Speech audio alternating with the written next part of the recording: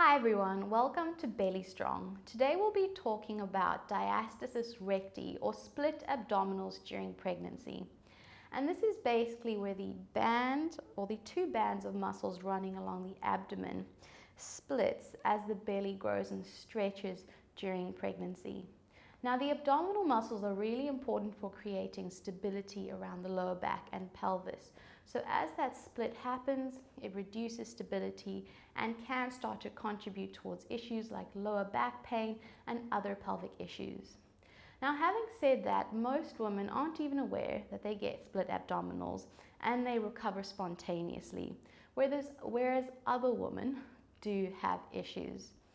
A lot of women are just scared to do any abdominal work at all during pregnancy for fear of making this worse. But this does have another effect of creating a lot of weakness around the abdominal area, a lot of deconditioning, as you basically don't do any core work for 9 months, and this can lead to other issues down the line. So the question is, will doing abdominal exercises during pregnancy increase your risk of splitting those abdominals? And the answer is no, but with certain conditions. There are some moves that you definitely want to avoid, and these include movements like heavy lifting, deep twisting. Straining is when you're pushing really hard on the toilet, which generally happens during constipation, and conventional sit-ups. Some health professionals also recommend avoiding movements like planks and crunches after the first trimester, but that also tends to scare women away from attempting core exercises.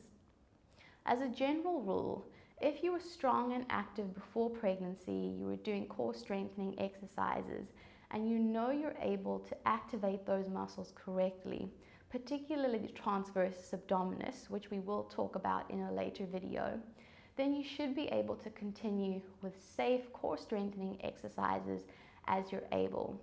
And the research has shown that these core exercises for pregnant women are safe, they're not dangerous, and they can actually help prevent or reduce your risk of getting diastasis recti or those split abdominals later in pregnancy. It also has the added benefit of helping with things like lower back pain and pelvic girdle pain that tend to creep up during the late stages of pregnancy. If you have not been active before pregnancy and you're not sure how strong you are, you might be a bit weak, then I would recommend modifying exercises. So for example, I would do a kneeling plank instead of a full plank. And I definitely recommend checking out our later video in which we cover 4 integral exercises to help with core strength during pregnancy and exercises that don't put pressure or excessive pressure on that abdominal region. Something else that I'd recommend thinking about when you're doing ab exercises is breathing.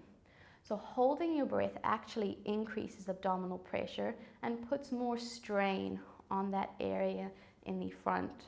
So when you're doing any ab exercise, inhale and exhale, use your breath. Exhale on exertion, which really helps with the movement, but try not to hold your breath. If you do have time, I'd recommend checking out our next video, which covers 4 exercises to help with diastasis recti.